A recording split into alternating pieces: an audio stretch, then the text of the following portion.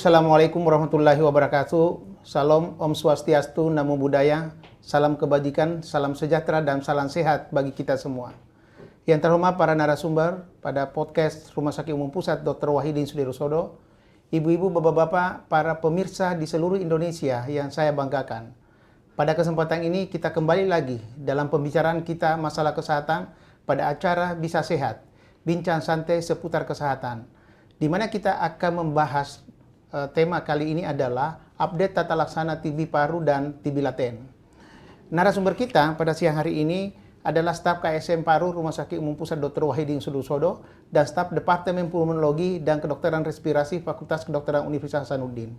Pada kesempatan ini kami akan perkenalkan narasumber pada acara ini.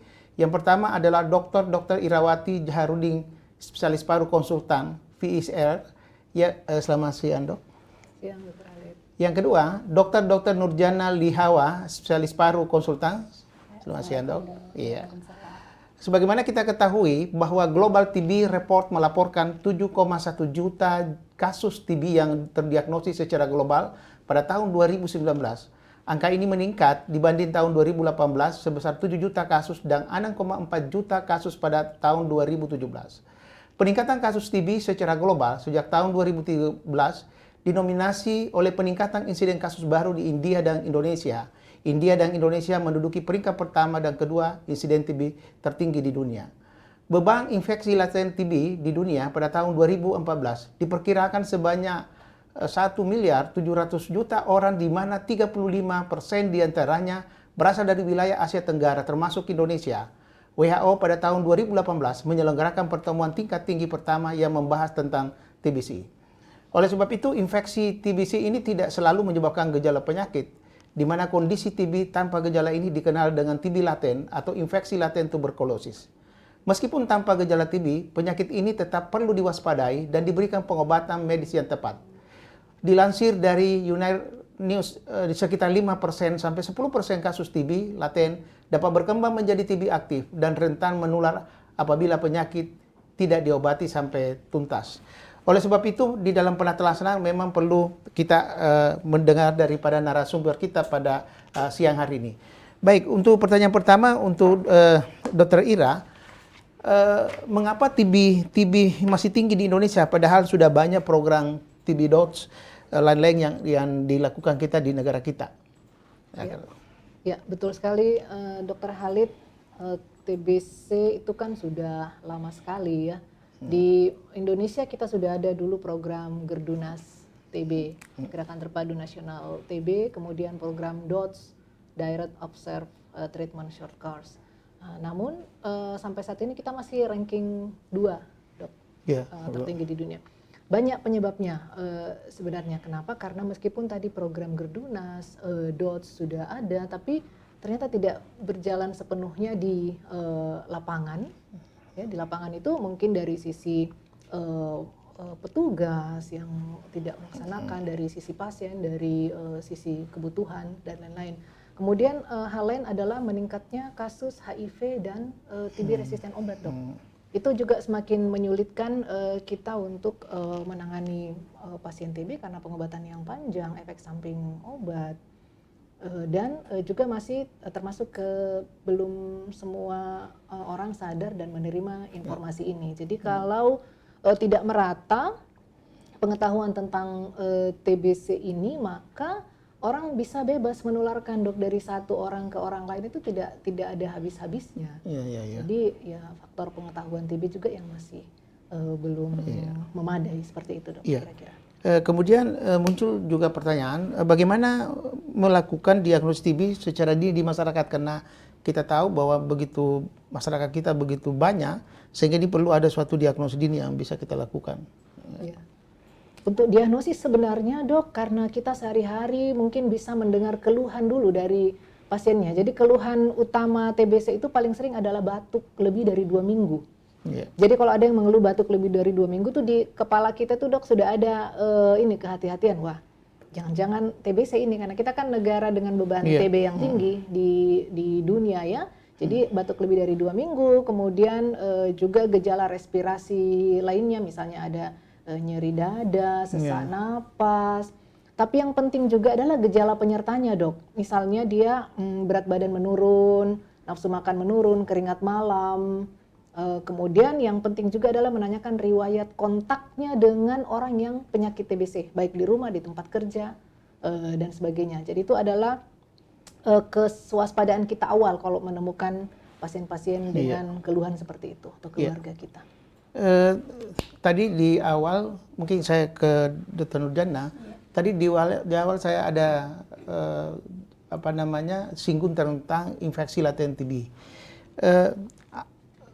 Muncul pertanyaan, apa sih itu TB laten? Apakah semua orang TB laten itu akan menjadi TB aktif sebetulnya? Ya, terima kasih dokter. Pertanyaannya memang ini apa itu sebenarnya? Yang pertama, apa itu sebenarnya TB laten itu? Jadi TB laten itu adalah satu keadaan, Dok, di mana kuman TB itu ada dalam tubuh seseorang, Dok. Jadi kuman TB sudah masuk ke dalam tubuh seseorang, namun kuman TB tersebut tidak mampu untuk menimbulkan gejala, Dok, karena mungkin daya tahan tubuh dari orang tersebut itu cukup kuat untuk menahan sehingga kuman tersebut tidak bisa ngapa-ngapain dalam tubuh seseorang. Tidak menimbulkan sakit seperti itu, Dok. Tetapi dalam tubuh seseorang itu sudah ada istilahnya kuman yang satu waktu bisa istilahnya bom waktu, bisa meledak dan akhirnya orang tersebut akan menjadi sakit. Jadi satu ketika dalam perjalanan hidupnya, apakah itu karena tadi dokter Ira sudah singgung adanya infeksi HIV atau penyakit-penyakit yang melemahkan sistem daya tahan tubuh manusia. Kemudian tadi sama dengan dokter Ira tadi terkait dengan mendiagnosis daripada TB laten ini. Apakah ada perbedaan dengan TB secara umum atau ada hal khusus terkait TB laten? Ya, betul, Dok. Jadi untuk mendiagnosis TB laten ini caranya seperti apa? Karena yang kita cari adalah orang sehat, Dok, yang kelihatannya sehat. Jadi mungkin yang pertama kita menemukan dari indeks kasusnya. Jadi siapa yang sakit misalnya dalam satu rumah tangga, di situ kita akan melakukan identifikasi kontak. Kita mungkin akan menuliskan dulu berapa orang sih yang tinggal serumah misalnya. Setelah itu kita akan melakukan pemeriksaan yang tentunya berbeda sih sebenarnya, Dok, dengan penyakit TB aktif, tetapi di sini tentunya kita harus singkirkan dulu TBC aktifnya. Jadi kita bisa melakukan tanya jawab dulu secara umum, apakah orang yang kontak dengan pasien TBC aktif itu bergejala juga atau tidak. Kalau dia tidak bergejala, kita bisa lanjut misalnya kita lakukan foto ronsen. Ya, kalau kita nanti dapatkan foto ronsennya ada sesuatu, kita harus singkirkan juga apakah ini betul-betul TB atau tidak.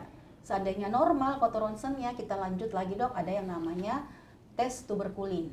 Itu sedang digalakkan memang dokter untuk tes tuberkulin, bisa kita lakukan juga di puskesmas. Kemudian saya kembali ke dokter Ira, ini terkait dengan penunjang diagnostik. Pemeriksaan apa saja yang bisa kita lakukan, ya termasuk juga kita di Wahidin ini mengenai alat yang bisa kita lakukan di Rumah Sakit Wahidin terkait diagnostik. Ya, jadi sebenarnya untuk menegakkan diagnosisnya bahwa ini pasti 100% TBC itu memang pakai kultur, Dok. Jadi kultur dari kuman TBC-nya itu butuh pemeriksaan khusus. Tetapi untuk kepentingan program di masyarakat, baik di puskesmas, di tempat pelayanan yang umum, itu bisa dilakukan tes namanya tes cepat molekuler atau tes DAHA. Jadi kalau dulu itu kita pakai istilahnya sputum BTA 3 kali, tapi sekarang itu kita pakai karena sudah tersedia banyak alatnya namanya TCM, tes cepat molekuler. Jadi di situ Dok, dahaknya pasien itu yang mengandung kuman TBC kita cari untuk memastikan bahwa dahaknya ini mengandung kuman tersebut. Jadi kita ada istilahnya punya bukti secara laboratorium bahwa dia mengandung dahaknya. Jadi tadi dikombinasi tadi klinisnya, berat badan menurun, batuk lama, kemudian pemeriksaan dahak. Nah, ditunjang juga dengan pemeriksaan foto dada. Di foto dada atau foto ronsen, orang awam bilang foto ronsen, kita bisa melihat di situ flek atau bercak, kalau istilah medis namanya infiltrat, yang menunjukkan gambaran ke arah TBC. Jadi kombinasi itu, Dok, dari klinis tadi ditanya-tanya, pemeriksaan fisik, TCM, kemudian gambaran dari radiologi. Itu adalah alat penunjang yang kalau di Wahidin semuanya lengkap, Dok, sampai di pemeriksaan kultur kita bisa. Kemudian mungkin secara umum terkait karena begini, kadang-kadang masyarakat kalau mendengar penyakit ini langsung terpikir mengenai pengobatan yang begitu lama menurut mereka. Kira-kira secara umum bagaimana prinsip pengobatan daripada TB ini? Ya, jadi memang karena kumannya ini spesifik, cukup unik, jadi memang dia dibomnya itu dengan kombinasi 4 macam obat itu dok. Kalau yang TB biasa atau sensitif obat, rifampicin, isoniazid, pirasinamid, etambutol. Tetapi kalau dari secara teori dan praktek di lapangan, kalau pasien berobat rutin dengan obat tersebut, maka penyembuhannya sangat baik. Kalau teori itu di atas 90% bisa sembuh dan bisa kembali beraktivitas normal. Namun memang masa pengobatan selama ini panjang dok, 6 bulan, itu 2 bulan fase intensif namanya. Kemudian dilanjut dengan fase lanjutan selama 4 bulan, itu sudah dikurangi obatnya 2 macam untuk fase 4 bulannya ini. Ya, namun sekarang ada lagi dok rekomendasi terbaru dari WHO, meskipun belum di lapangan saat ini belum dilakukan, tapi sudah ada rekomendasi karena sudah ada berbagai penelitian. Karena panjangnya masa waktu pengobatan TBC ini, nah sekarang sudah ada rekomendasi untuk pengobatan 4 bulan saja dok, terapi TB. Tapi saat ini belum dok ya, nanti ke depannya, yaitu 2 bulan dengan isoniazid, rifapentin, moxifloxacin, pirasinamid.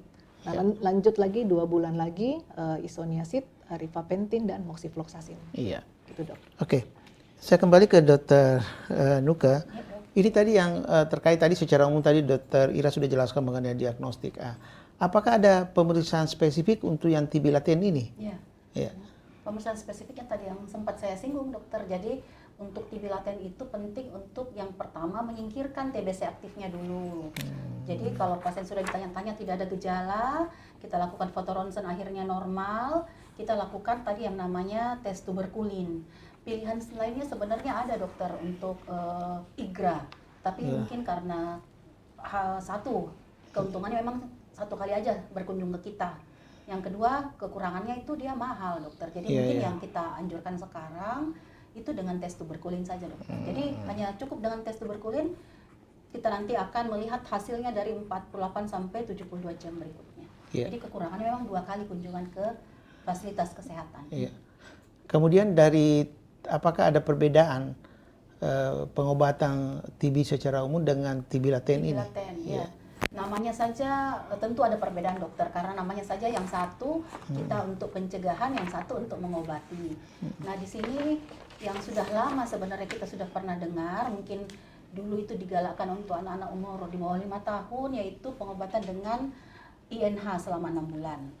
Kemudian sekarang ini karena dirasakan memang ngapain kita mengobati selama 6 bulan ya, jadi kita ingin lebih singkat lagi, sudah dikembangkan mungkin dan sekarang sudah tersedia dokter, ada yang cukup 3 bulan saja. Pilihan yang pertama itu adalah rifampicin dengan INH lagi, hanya 3 bulan setiap hari. Dan yang paling terbaru dokter yang mungkin lebih akan pilihannya akan lebih menyenangkan baik untuk petugas maupun untuk tanda kutip pasien, sebenarnya bukan pasien dok ya, karena pasiennya ini adalah orang yang sehat yang kita ingin cegah jangan sampai jadi tuberkulosis, itu hanya diminum cukup 12 kali dalam 3 bulan. Jadi hanya sepekan sekali. Jadi ini mungkin yang obatnya adalah isoniazid dan rifapentin. Ini mungkin akan menjadi pilihan yang paling lebih enak lah untuk saat ini dok. Kemudian ini kan minum obat perlu juga ketekunan ya. Kalau misalnya mereka tidak tekun, tidak teratur, ini bagaimana dampaknya ini? Iya, jadi kita ada hitung-hitungannya dokter. Kalau memang nanti kita misalnya yang 3 bulan hanya sekali sepekan. Jadi misalnya pasien terlupa 1 atau 2 hari, boleh langsung diminum dosisnya saat itu dan nanti kembali ke. Jadi kita mungkin akan menetapkan waktu dokter, misalnya setiap hari Senin pasien itu akan minum obat. Kemudian dia terlupa di pekan depan, misalnya dia baru ingat di hari Rabu, boleh langsung diminum dosisnya di hari Rabu, tetapi pekan berikutnya kembali ke hari Senin. Seperti itu dokter. Saya kembali ke Bu Dr. Ira. Kapan dikatakan sembuh ini penyakit ini? Iya, jadi kalau di kriteria sembuh itu dok, dari pertama kan kita periksa sputum TCM-nya atau BTA-nya. Dia kalau dari positif berubah menjadi negatif, itu kita katakan sembuh dok. Jadi di pencatatan buku TBC juga itu kita tulis pasien sembuh. Jadi bisa diperiksakan itu sputumnya pada kan 2 bulan pertama, kemudian akhir bulan ke-5 dan akhir bulan ke-6. Jadi kalau akhir bulan ke-5 atau akhir bulan ke-6 dia sudah negatif, itu kita sudah bisa bilang sembuh, Dok.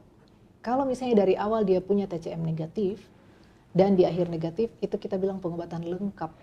Nah, itu adalah satu konsensus di seluruh dunia. Jadi kita semua tahu pasien kita yang berobat TB dari sini pindah ke Kalimantan, ke Sumatera, itu semua kita tahu bahwa ini pasien sembuh, ini pasien lengkap, ini pasien kambuh dan seterusnya. Iya. Jadi tadi pemeriksaan sputum ya pada bulan pertama dan akhir bulan kedua, akhir bulan kedua dan akhir bulan kelima hari atau kelima dan akhir bulan ke-6 ya. Ya. Nah, kemudian kalau misalnya ini tidak terjadi, kira-kira faktor apa yang menyebabkan sampai tidak terjadi ini? Ya, jadi ada beberapa faktor, Dok, kalau tidak terjadi kesembuhan. Yang pertama memang kita harus pastikan pasiennya minum obat atau tidak, jadi obatnya masuk atau tidak. Nah, itu bisa kita hindari dengan pengawasan minum obat. Sekarang kan, Dok, kalau dulu harus diawasi satu-satu, sekarang kita punya metode lebih canggih kan, Dok, ada handphone, ada apa, bisa diawasi. Yang kedua, kita lihat, Dok, mungkin ada faktor risiko lain yang daya tahan tubuhnya menurun, misalnya orang dengan diabetes, dengan HIV, jadi dia tidak mendapat kesembuhan seperti pasien-pasien lain atau delay, terlambat dia punya pengobatan. Nah, yang kita pikirkan lagi, Dok, adalah resisten obat. Mungkin obatnya tidak cocok atau sudah tidak sesuai lagi untuk pasien ini. Seperti itu, Dok. Baik, saya kembali lagi juga ke Dr. Nurjana. Sebetulnya obat-obat ini kan begitu banyak yang diminum. Apa efek samping yang kita takutkan? Ya, terima kasih, Dok. Jadi mungkin sebenarnya ini pasti akan muncul ketakutan seperti itu, dokter ya. Karena di masyarakat awam ini mungkin yang kita target ini mungkin anak-anak. Jadi seorang ibu akan mengatakan, wah, anak saya ini kan tidak sakit, minum obat kok lama. Ya, seperti itu, Dok. Jadi pasti akan bertanya efek sampingnya. Jadi efek sampingnya mungkin sama, Dok, dengan saat minum obat TBC. Jadi mungkin ada nanti keluhan gatal-gatal atau mual muntah, tapi sepanjang selama ini yang sudah kita terapi, dokter, itu mungkin hanya saat obat pertama kali diminum. Ini kan hanya sekali sepekan, dokter, alhamdulillah. Jadi beberapa yang saya temui mengeluh itu memang kadang-kadang agak mual sedikit, apa istilah orang Makassar itu cakkoa, ya, tapi tidak sampai muntah. Mungkin dia akan lebih ringan, dokter, karena sekali seminggu saja. Ya, ini menarik ini terkait dengan efek samping ini. Kalau Dokter Ira, kalau muncul yang seperti begini, bagaimana penanganan selanjutnya ini? Iya, jadi efek samping itu kita bisa bagi, Dok, efek samping yang ringan, sedang, dan berat. Jadi kalau memang masih ringan, biasanya kita memberikan istilahnya simptomatis ke pasiennya. Misalnya mungkin obatnya tadi agak jauh mungkin, Dok, jarak atau terlalu dekat, misalnya minumnya dengan makanan. Nah, itu kita beri edukasi, atau mungkin dia pindah ke malam hari saja minumnya, supaya kalau dia habis minum obat dia bisa tidur sampai pagi. Itu untuk kalau masih efek ringan saja. Atau mungkin misalnya gatal-gatal ringan, mungkin kita bisa kasih juga antihistamin, anti alergi, itu bisa. Nah, kalau yang agak berat, Dok, misalnya sampai terjadi kuning misalnya, matanya kuning, badannya kuning, hepatitis drug induced namanya. Nah, itu kita perlu penanganan lanjut, Dok. Jadi mungkin ada yang obatnya kita stop pada saat dia ada bergejala kenaikan fungsi hati, kemudian membahayakan, itu kita stop dulu dan kita evaluasi penyebabnya, dan nanti setelah normal kembali kita namanya ada teknik desensitisasi, Dok. Jadi pelan-pelan dinaikkan satu persatu obatnya, jadi dibongkar. Ini kan di dalam perawatan pasien ini di ruangan, kan tidak luput ada juga yang berat sampai meninggal. Ini faktornya apa kira-kira ini? Apakah oleh karena ada komorbidnya atau memang penyakitnya yang berat kira-kira? Iya. Jadi pasien TBC itu kan tidak semua dirawat, ya, Dok, ya. Pasien yang kita rawat itu adalah pasien yang berkomplikasi. Nah, biasanya, Dok, pasien yang bagus hasilnya TB itu kalau dia datang lebih awal, sehingga lebih cepat diterapi. Namun ada beberapa pasien yang mungkin agak lambat datang mencari pertolongan di fasilitas pelayanan kesehatan, jadi berkomplikasi, misalnya seperti jadi efusi pleura, ada cairan di paru-parunya, pneumotorak. Nah, itu justru yang juga infeksi sekunder atau naik ke kepala, meningitis. Nah, itu yang biasanya kita hasil akhirnya yang mungkin bisa sampai meninggal, Dok, pasiennya. Seperti itu. Saya kembali ke Dr. Nuka. apakah TB laten ini bisa menjadi aktif ini? Ya, jadi memang betul dokter. Jadi memang itu yang kita takutkan. Kenapa? Juga tadi pertanyaan pertama, sampai saat ini TBC belum punah dari muka bumi, walaupun penyakit ini dikenal sebagai penyakit yang setua peradaban manusia di muka bumi ini. Jadi karena setelah diteliti bertahun-tahun, ternyata penyebabnya mungkin ini dokter, adanya laten tuberkulosis infeksi yang tidak diketahui, yang satu saat dalam perjalanannya sepanjang usia mungkin manusia tersebut dia akan aktif. Jadi aktifnya di situ yang ingin kita cegah sebenarnya dokter. Ini pertanyaan terakhir untuk Dr. Nuka, apakah ini ada hubungannya juga faktor keturunan? Ya, ini sering sekali ditanyakan oleh masyarakat awam di luar sana ya. Kalau kita dokter sedang tanya-tanya istilahnya dengan pasien tentang penyakit pasien, kemudian akan tetap untuk dokter paru itu pasti akan singgung, dokter apakah pernah berobat 6 bulan, pernah terdiagnosis TBC sebelumnya. Tentu mereka akan seperti ini dokter, kadang-kadang kebanyakan, wah tidak ada keturunan saya seperti itu dokter, saya ini tidak ada keturunan. Jadi sampai saat ini pun wajar sekali bahwa mereka itu mengira penyakit ini adalah keturunan. Kenapa dokter? Karena yang pertama biasanya kalau kena neneknya, walaupun neneknya sudah meninggal, tidak ketemu lagi anaknya, cucunya sudah besar, dia tidak lihat lagi cucunya besar, saat itu cucunya sakit, ya dia pikir wah ini keturunan. Padahal mereka itu adalah yang kita sebut sebagai kontak erat. Nah, inilah yang tentunya jadi butuh kontak erat, untuk edukasi, untuk diberikan mungkin hal-hal seperti ini yang bisa dicegah dengan pengobatan dengan infeksi laten. Baik, untuk kedua narasumber mungkin ada pesan-pesan terakhir terkait tips sehat. Jadi tips sehat ya tentu saja berkaitan dengan TB ini. Kira-kira apa pesan-pesannya Dokter Ira? Ya, jadi tuberkulosis itu akan terjadi ketika daya tahan tubuh kita menurun, dok. Jadi sepanjang kita menjaga supaya kekebalan atau imunitas tubuh kita bagus, maka kuman itu akan susah masuk. Nah, apa saja yang bisa meningkatkan atau menjaga imunitas, yaitu mungkin dari olahraga, dok, bisa untuk menjaga kebugaran. Kemudian juga kebiasaan untuk hidup sehat, misalnya menghindari merokok, karena asap rokok itu kan nanti termasuk akan mengganggu pertahanan di saluran napas yang memudahkan kuman TBC masuk. Jadi sangat berhubungan sebenarnya kebiasaan hidup sehat dengan adanya penyakit-penyakit yang bisa masuk termasuk ke saluran napas. Seperti itu, dok.